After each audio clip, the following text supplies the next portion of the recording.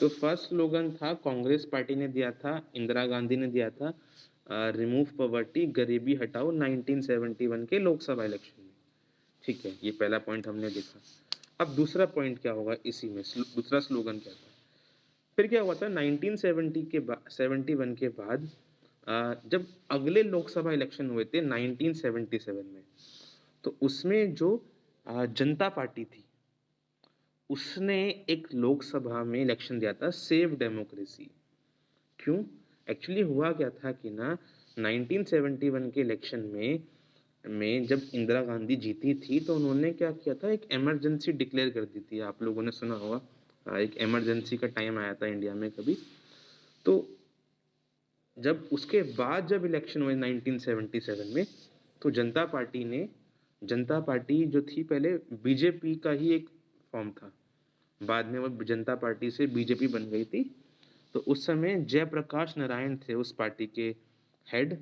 तो उन्होंने 1977 के इलेक्शन में क्या दिया था अपना नारा, सेव डेमोक्रेसी।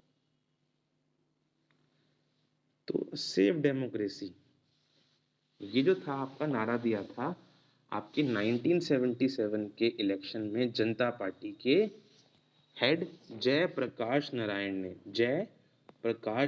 ने, और उनकी पार्टी फिर जीत गई थी, सेव डेमोक्रेसी। और उन्होंने कहा था कि इस नारे में हम लोग जो इमरजेंसी आई है उसे ख़त्म कर देंगे और सभी लोगों को उनके राइट्स दिलवाएंगे। तो ये आपका सेकंड था स्लोगन जो दिया गया था, इसे हम लोग लिख लेते हैं। तो सेकंड स्लोगन आपका क्या आएगा इसमें, सेकंड स्लोगन इसमें आपका आएगा कि save democracy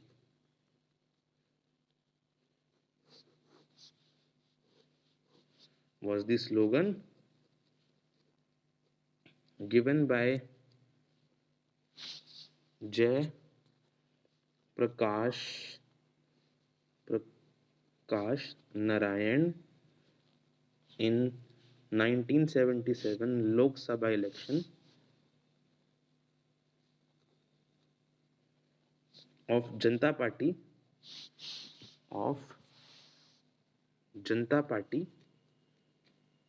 full stop. Also they said to dismiss emergency and establish civil rights in country.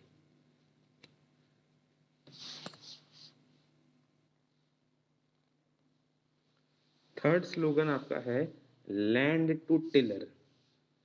Actually हुआ क्या था कि ना, हम वेस्ट बंगाल की बात करते हैं। वेस्ट बंगाल में 1977 में असेंबली इलेक्शन हुए थे। असेंबली इलेक्शन मतलब जो स्टेट इलेक्शन होते हैं, विधानसभा के इलेक्शन। तो उसमें वेस्ट बंगाल में एक पार्टी है जिसका नाम है लेफ्ट फ्रंट। तो लेफ्ट फ्रंट पार्टी ने एक नारा दिया था आपका, land to the tiller in West Bengal 1977 लोग वेस्ट बंगाल 1977 असेंबली इलेक्शन। अब ये टिलर क्या होता है, एक्चुअली 1977 की बात है। वेस्ट बंगाल में बहुत सारी ज़मीन बड़े बड़े ज़मींदार अपने पास, उनके पास होती थी, बड़े बड़े अमीरों के पास बहुत सारी ज़मीनें होती थी।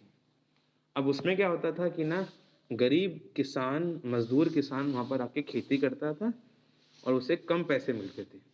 सारा प्रॉफिट जो था वो बड़ा ज़मींदार कमाता था और उसके मज़े आते थे। तो लेफ्ट फ्रंट ने कहा गलत है ये, कुछ लैंड इन गरीबों को भी मिलना चाहिए। जो टिलर है, जो खेती कर रहा है, जो यहाँ पर गाय भैंस चला रहा है, जो इस खेत को जो है वो पूरा का पूरा अच्छा कर रहा है, वो टिलर है, उसे भी लैंड मिलना चाहिए। तो लेफ्ट पार्टी ने नारा दिया और वो सक्सेसफुल रही थी इस पार्टी, इस नारे से। तो आपका थर्ड पॉइंट होगा land to tiller was the slogan given by was the slogan given by left front in the 1977 assembly election in West Bengal.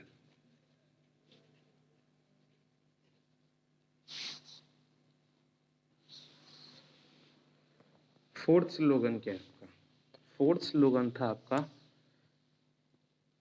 ये आपके जो हैं वो एनटी रामाराव है। एनटी रामाराव कौन थे? एनटी रामाराव जो थे वो आंध्र प्रदेश के अंदर एक Telugu TELLUGU Telugu Desam party, Telugu Desam party के हेड थे और उन्होंने एक स्लोगन दिया था, protect the self respect of Telugus. Telugus की रिस्पेक्ट करी जाए क्योंकि आंध्र प्रदेश में बहुत सारे तेलुगु कम्युनिटी के लोग रहते हैं, तो उनकी भी सेल्फ रिस्पेक्ट हो, बाकी सब कम्युनिटीज़ की रिस्पेक्ट होती है, उनकी भी रिस्पेक्ट हो तेलुगुस की। तो एनटी रामाराव ने ये स्लोगन दिया था आंध्र प्रदेश में और वो सक्सेसफुल रहे थे। ये स्लोगन 1983 में दिया गया था आंध्र प्रदेश के असेंबली इलेक्शन में। तो हम इसे कॉपी कर लेंगे। तो फोर्थ पॉइंट क्या है आपका? फोर्थ पॉइंट है आपका, in 1983 Andhra Pradesh assembly election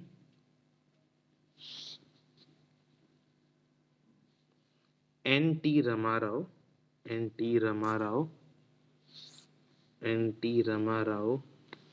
of Telugu Desam Party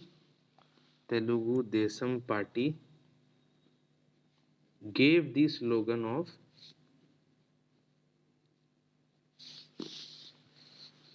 inverted commas में लिखिए, protect the self respect of Telugus. और ये आपके पूरा क्वेश्चन हुआ।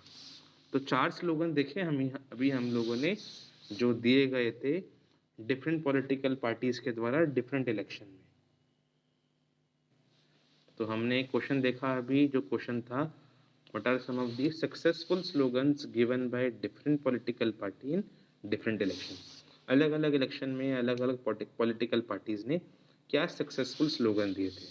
कांग्रेस पार्टी के इंदिरा गांधी ने रिमूव पॉवर्टी का स्लोगन दिया था 1971 में।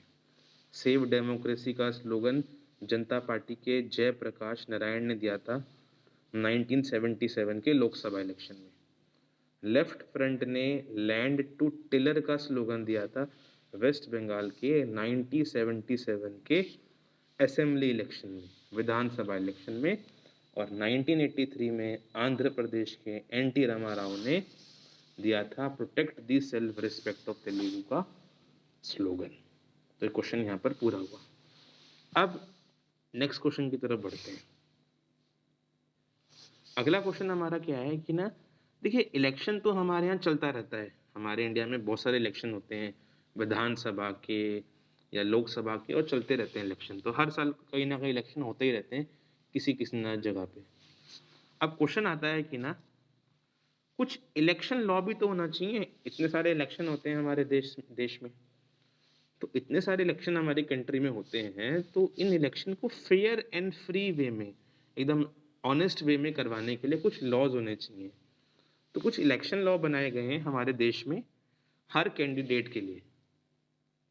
तो कुछ इलेक्शन लॉ बनाए गए हैं हमारे कंट्री में हर कैंडिडेट के लिए, जो उसे फॉलो करने चाहिए। अगर उसने वो लॉज फॉलो नहीं करे तो भले ही वो किसी सीट को जीत भी जाए, उसका वो जो सीट है वो डिक्लेयर हो सकता है या उसे वो रिजेक्ट करा जा सकता है सुप्रीम कोर्ट या कोई भी कोर्ट के द्वारा। तो कुछ लॉज हैं हमारे देश में जो हर कैंडिडेट को फॉलो करने पड़ते हैं इलेक्शन के लिए। अगर उसने फॉलो नहीं करे तो उसका वो जो सीट है वो रिजेक्ट भी हो सकता है कोर्ट के द्वारा, अगर कोर्ट ने उसे पकड़ा रॉन्ग प्रैक्टिस करते हुए। तो क्वेश्चन क्या है हमारा? क्वेश्चन है दोस्तों हमारा, what are the election laws in our country for every party and candidate। हर पार्टी और उसके कैंडिडेट के लिए कुछ इलेक्शन लॉ बनाए गए हैं हमारे देश में। वो क्या है? हाँ जी, इलेक्शन लॉज क्या हैं हमारे देश में जो फॉलो करे जाते हैं?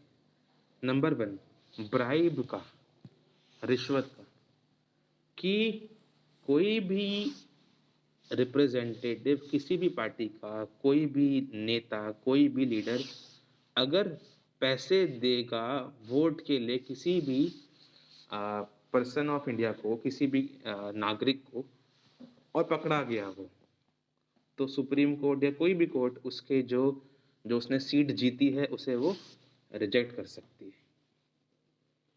नंबर 1। नंबर 2, अगर कोई मिनिस्टर या कोई भी पॉलिटिकल पार्टी का पर्सन गवर्नमेंट की रिसोर्स यूज करता है अपने इलेक्शन कैंपेन करने के लिए, गवर्नमेंट की गाड़ियां, व्हीकल, कोई बिल्डिंग यूज करता है अपने इलेक्शन कैंपेन के लिए, कि कोई मिनिस्टर है जो गवर्नमेंट की उसे कार मिली है सपोज करो, उसमें बैठ के वो रोड शो कर रहा है और अपने लिए वोट मांग रहा है, या गवर्नमेंट की बिल्डिंग पे अपने फोटो लगा के वोट मांग रहा है, ऐसा करते हुए मिला तो उसकी सीट रद्द हो सकती है, भले वो जीत गया हो। अगर कोई पॉलिटिकल लीडर हमारे देश के नागरिकों को उसके कास्ट, कि किस कास्ट को बिलोंग करता है, किस रिलीजन को बिलोंग करता है, वो हिंदू है, मुस्लिम है, क्रिश्चियन है, या फिर वो सिख है, उसके रिलीजन से उसको एड्रेस करके उससे वोट मांगता है, कि सपोज करो ये जो हैं, सपोज करिए नेताजी हिंदू पार्टी को बिलोंग करते हैं, हिंदू हैं, और ये एक हिंदू पर्सन को लुभाते हैं कि भाई मैं भी हिंदू हूँ, तुम भी हिंदू हो, मुझे वोट दो। या सपोज करो ये जो हैं आपके जो हैं वो सपोज करिए नेता जो हैं बिलोंग करते हैं मुस्लिम पार्टी को, मुस्लिम है ये, और ये पर्सन भी मुस्लिम है, तो इन्हें बोलें कि भाई मैं मुस्लिम हूँ, तुम भी मुस्लिम हो, वोट दे दो। गलत है ये। रिलीजन नहीं आना चाहिए इलेक्शन के टाइम पे, कास्ट नहीं आनी चाहिए। आपकी कास्ट, सपोज करो ये बोलते हैं कि भाई मैं तो जो है वो ब्राह्मण कास्ट का हूँ और तुम भी ब्राह्मण कास्ट के, मुझे वोट दे दो। गलत है ये, कास्ट भी नहीं आनी चाहिए। ऐसा पकड़े गए, ऐसा देखते हुए पकड़े गए नेताजी, तो इन्हें क्या होगा? इन्हें फिर जेल जाना पड़ेगा। ओके। तो ये कुछ आपके हैं, और एक और चीज भी है, एक और लॉ भी है आपका, कि एक पॉलिटिकल लीडर मैक्सिमम 25 लाख रुपए ही खर्च कर सकता है लोकसभा के इलेक्शन में, कि अपने एडवर्टाइज करने के लिए, लोगों को लुभाने के लिए कुछ खर्चा वर्चा होता है इलेक्शन में, 25 लाख ही खर्च कर सकता है लोकसभा के इलेक्शन में जीतने के लिए मैक्सिमम, और एक विधानसभा के इलेक्शन को जीतने के लिए 10 lakh rupees.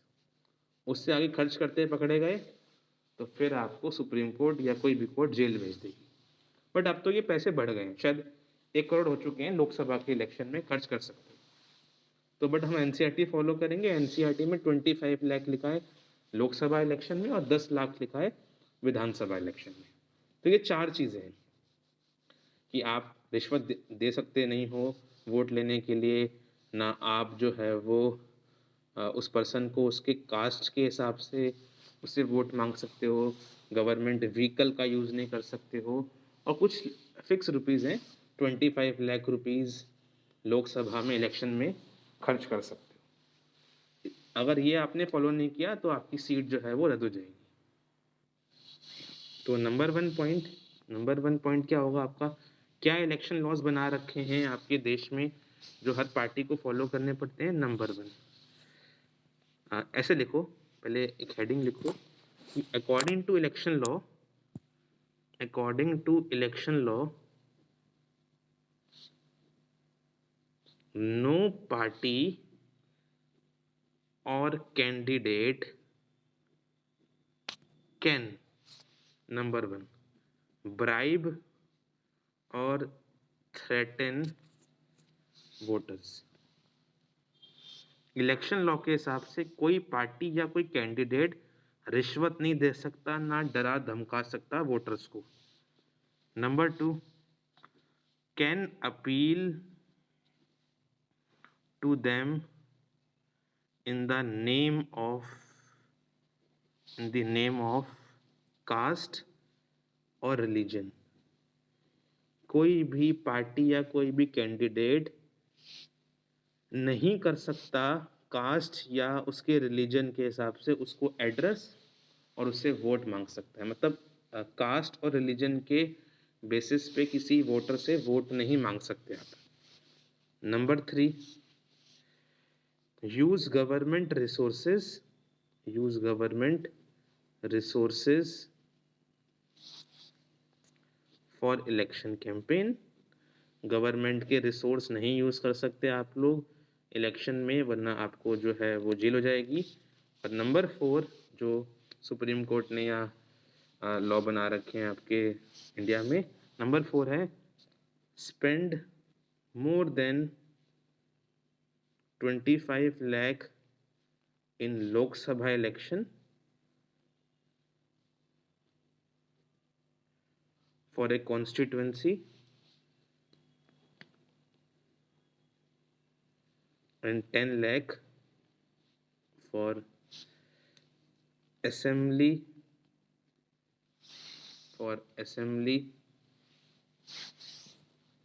election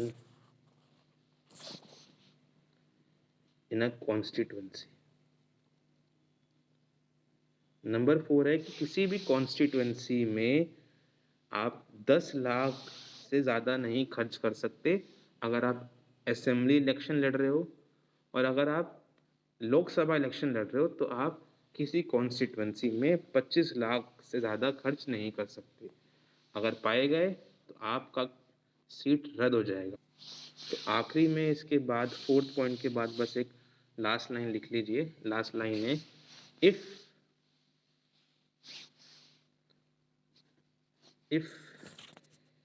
they do सो, अगर ये सब करेंगे, पैसा देंगे, रिश्वत देंगे, लोगों को उनके कास्ट और उनके रिलीजन से वोट मांगेंगे, गवर्नमेंट रिसोर्स यूज करेंगे, अगर ऐसा करा, if they do so, then the court can reject their seat. उनकी सीट जो वो जीते हैं वो कोर्ट रिजेक्ट कर सकती है।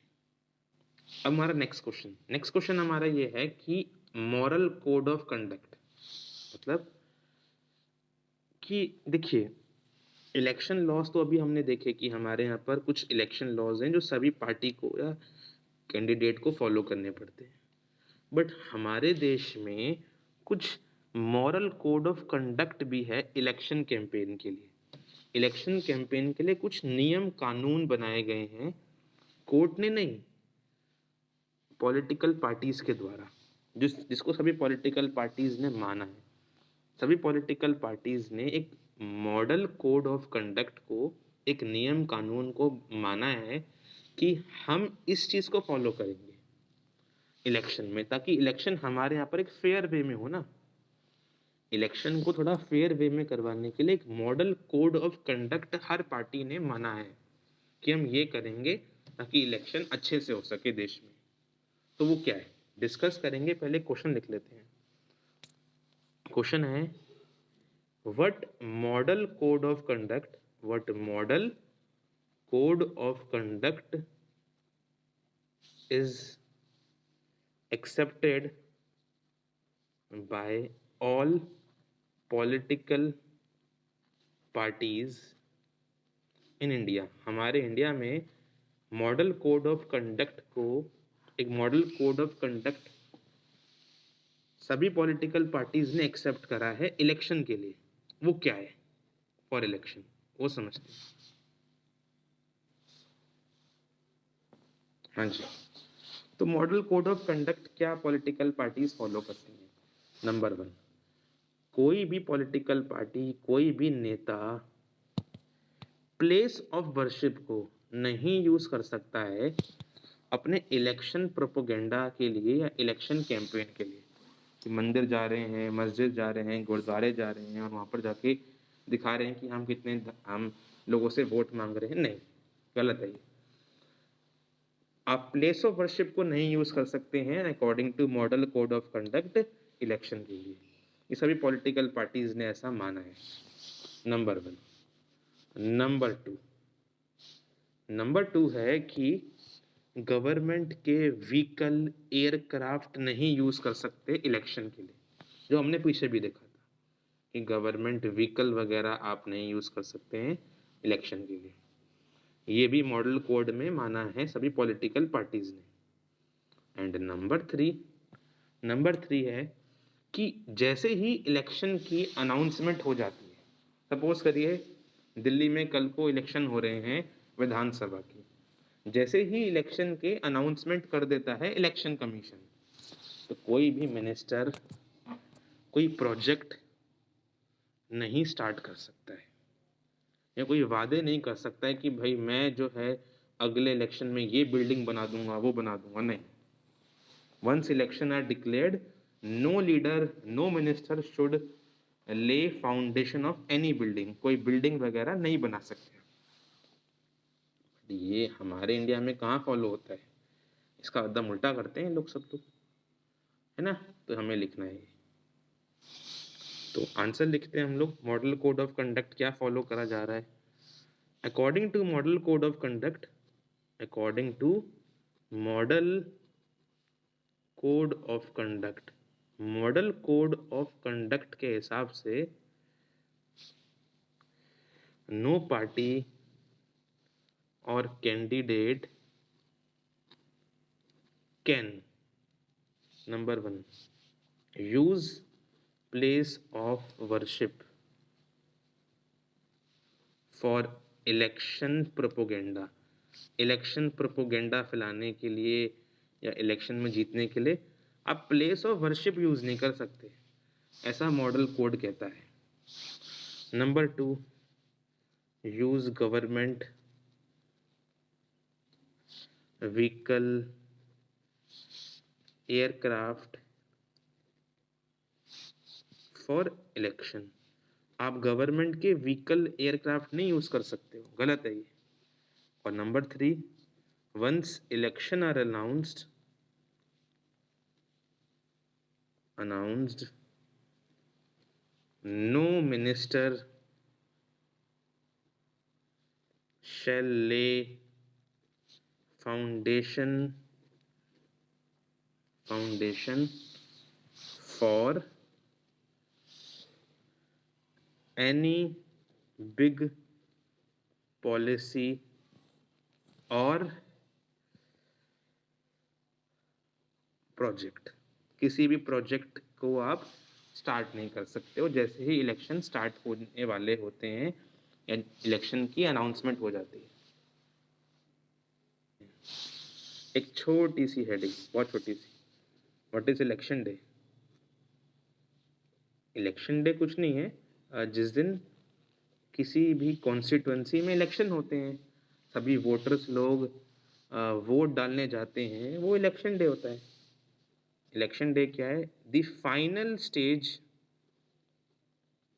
Of election when voters cast their vote is called election day. जिस दिन हम सब लोग वोट डालने जाते हैं किसी इलेक्शन में, वो इलेक्शन डे कहलाता है, चाहे वो विधानसभा का इलेक्शन हो, चाहे वो लोकसभा का हो। हाँ जी, तो हमारा अगला क्वेश्चन क्या है? इंपॉर्टेंट क्वेश्चन है कि इंडिया में वोटिंग कैसे होती है और वोट काउंट कैसे होते हैं। क्वेश्चन है हाउ इज पोलिंग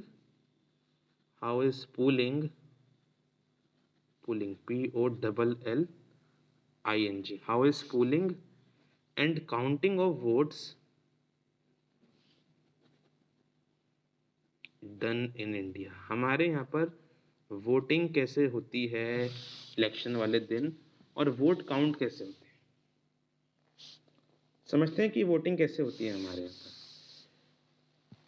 जब भी वोटिंग की बात आती है तो हर पर्सन जिसका नाम वोटर लिस्ट पे होता है, हमने पढ़ा था 2 क्लास पहले वोटर लिस्ट के बारे में। जब भी इलेक्शन होते हैं किसी लोकसभा या विधानसभा के, तो उस एरिया में जितने भी लोग वोट डाल सकते हैं उनकी लिस्ट तैयार करती है गवर्नमेंट। उसे वोटर लिस्ट बोलते हैं, सभी का नाम लिखा होता है जो वोट डाल सकते हैं। जिन लोगों का नाम वोटर लिस्ट पे होता है तो वो इलेक्शन डे, जिस दिन इलेक्शन होते हैं, इलेक्शन डे वाले दिन जिन लोगों का वोटर लिस्ट पे नाम होता है वो अपने वोट डालने जाते हैं। जनरली वोटिंग हमारे यहाँ पर किसी गवर्नमेंट स्कूल में या फिर किसी गवर्नमेंट ऑफिस में होती है।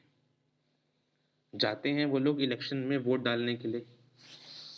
जो इलेक्शन ऑफिसर बैठा होता है उस दिन उस कॉन्स्टिट्यूएंसी के में जो इलेक्शन देखता है, वो उन लोगों को पहले आइडेंटिफाई करता है कि उनका जो भी वोटर कार्ड होता है, पैन कार्ड होता है, आइडेंटिफिकेशन कार्ड होता है, आधार कार्ड होता है, उसको चेक करते हैं और उनके नाम जो हैं आपके वोटर लिस्ट में उससे मैच करते हैं।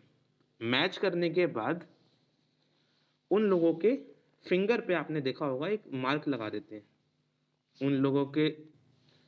तो क्या होता है कि ना, जब इलेक्शन ऑफिसर ने आपको पहचान लिया कि हाँ आपका नाम मिल रहा है वोटर लिस्ट पे, तो आपके आपके फिंगर पे आपने देखा होगा वो एक ब्लू सा मार्क लगाते हैं कि हाँ कि आप वोट डालने आए थे, एक मार्क लगा देते हैं। मार्क लगाने के बाद आपको अंदर जाने को बोलते हैं कि जहाँ पर भी इलेक्शन हो रहा है अंदर जाइए उस रूम में और वोट डालने जाइए। अब वोट डालते कैसे हैं? पहले टाइम पे क्या होता था? पहले टाइम पे हमारे इंडिया में बैलेट सिस्टम होता था, बैलेट पेपर सिस्टम होता था हमारे यहाँ पहले। बैलेट पेपर सिस्टम क्या होता है? पहले क्या होता था कि ना, एक कागज़ का टुकड़ा होता था, उस पर जितनी भी पॉलिटिकल पार्टीज इलेक्शन लड़ रही हैं उनके नाम और उनके सिंबल बने होते थे। इवन उस कॉन्स्टिट्यूएंसी में जो बंदा खड़ा हुआ है उसका नाम भी लिखा है। सपोज करो ए पार्टी के राम खड़े हैं, हो सकता है बी पार्टी के श्याम खड़े हैं, तो सभी पार्टीज के जो बंदे होते हैं उनके नाम भी लिखे होते हैं और उस पार्टी का सिंबल भी होता है। पहले ऐसा होता था, आज नहीं होता ऐसे। पहले होता था इस बैलेट पेपर के फॉर्म में वोटिंग।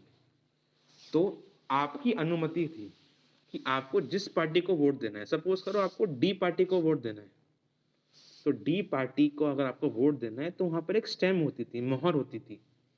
आप उस मोहर को उस पार्टी के सामने लगाते थे, जैसे यहाँ लगा दिया हमने, और फिर इस बैलेट को आप एक बॉक्स होता था वहां पर डालते थे, तो आपने अपना वोट दे दिया। ऐसे होता था। बैलेट पेपर में आप स्टैंप लगा के पहले वोट देते थे, ये पहले ऐसा होता था। बट आज वोटिंग कैसे होती है? आज वोटिंग होती है इलेक्ट्रॉनिक वोटिंग मशीन से, ईवीएम जिसे बोलते हैं। ईवीएम क्या है? Electronic voting machines. इसमें क्या होता है, इस मशीन में जो जो पार्टी के लोग खड़े हुए हैं, इस मशीन में आपको दिख रहा होगा यहाँ पर जिस जिस पार्टी के कैंडिडेट खड़े हुए हैं उनके नाम, उस पार्टी के बारे में, उस पार्टी का सिंबल बना होता है। और यहाँ पर आपको दिख रहा होगा बटन बने हुए हैं, ये बटन से होते हैं। जिस पार्टी को आपको वोट देना है उसके नाम का बटन दबाओ, यहाँ पर इलेक्ट्रॉनिकली लिखा आ जाता है आपने वोट डाल दिया। ऐसे नेक्स्ट पर्सन आएगा, अपने वोट डालते रहेंगे बटन दबा दबा के। नहीं, आपका नाम नहीं आएगा, आपका कुछ नाम नहीं आएगा यहाँ पर, बस पार्टी के वहां पर जो है वो नाम लिखे हुए हैं और उनके कैंडिडेट के नाम लिखे हैं। आपने बटन प्रेस किया, आपका वोट डल गया। तो ऐसे तो हमारे यहाँ पर वोटिंग होती है। अब काउंटिंग कैसे होती है?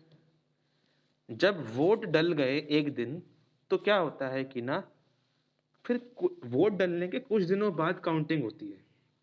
जैसे ही वोट डल जाते हैं, सारे के सारे ईवीएम को सील कर दिया जाता है। सारे के सारे ईवीएम जो होते हैं उनको सील कर दिया जाता है।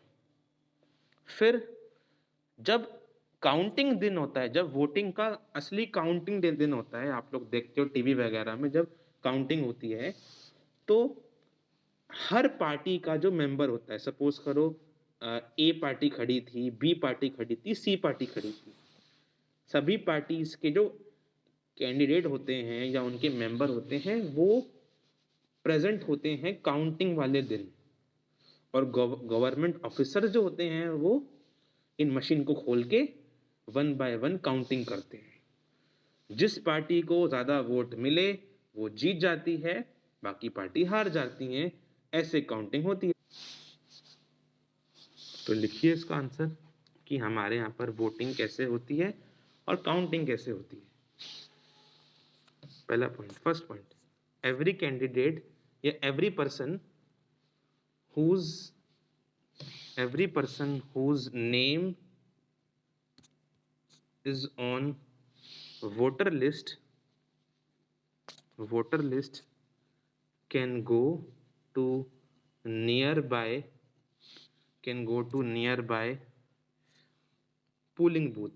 पोलिंग बूथ क्या होता है? जहां पर वोटिंग होती है, polling booth.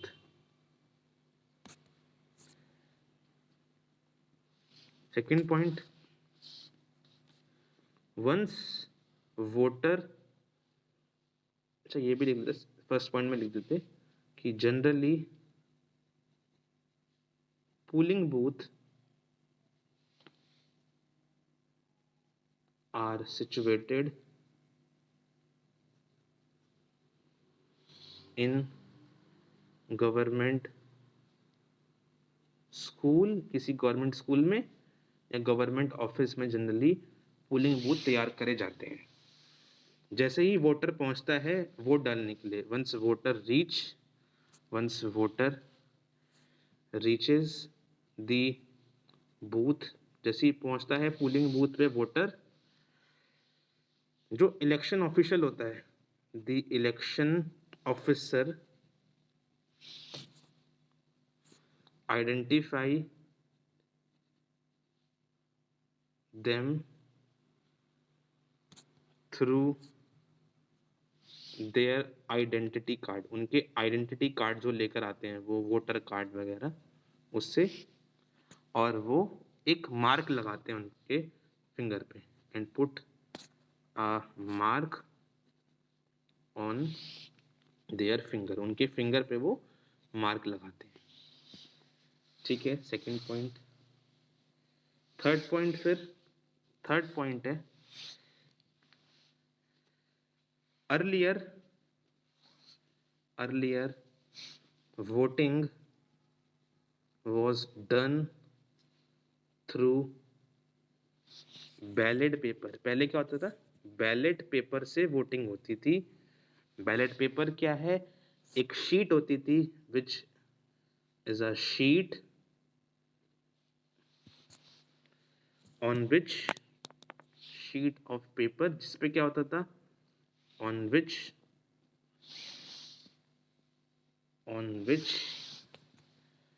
Name of contesting candidate, party symbol,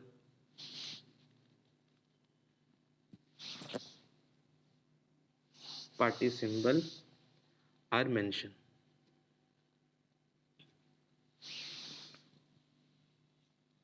जिस पार्टी को आपको वोट देना है आप उसके नाम पे अपना स्टैंप लगा सकते हैं, उसके नाम पे आप स्टैंप लगा सकते हैं।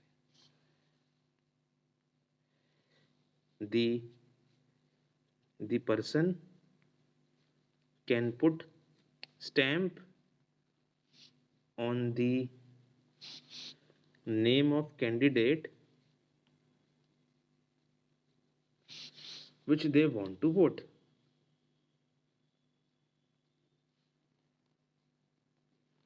तो पहले ऐसे वोटिंग होती थी, but nowadays EVM, EVM क्या है? Electronic voting machine are used.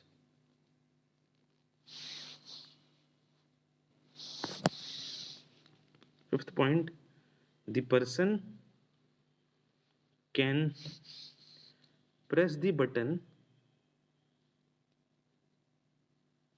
on EVM machine, an EVM machine to cast their vote. Last point इस क्वेश्चन का, once voting are done, जैसे ही वोटिंग हो जाती है सारे ईवीएम मशीन को सील कर दिया जाता है, आर सील्ड, एंड और क्या होता है, कुछ दिन बाद, few days later, counting is done in presence of members of all parties and the candidate, और जिस कैंडिडेट ने हाईएस्ट वोट जीते, and the candidate securing highest vote wins the election. और इस तरीके से एकदम फेयर मैनर में इलेक्शंस हमारे यहाँ हो जाते हैं।